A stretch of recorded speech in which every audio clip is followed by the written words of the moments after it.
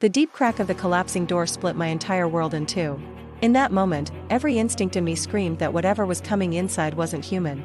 My dad lunged from the doorway and grabbed my arm, pulling me toward the darker corner of the basement. A cloud of dust rose into the air, and the pounding of my heart drowned out even the sound of the collapse. The flashlight slipped from my hand, rolled across the floor, and its trembling beam raced along the wall. Something on the other side of the fallen door was breathing, rhythmic, wet, and impatient.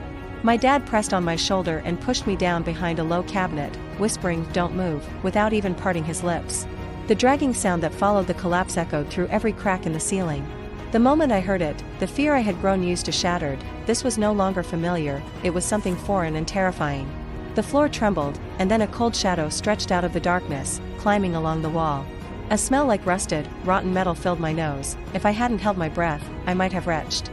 My dad lifted his hand toward the darkness, signaling me to stay silent, but his eyes held no hint of hope.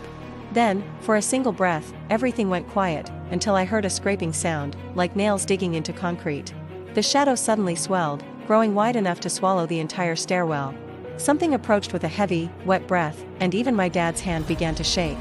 Then, a freezing fingertip slipped out from under the cabinet and touched my wrist. And from deep within the shadow, a voice whispered, "Found you."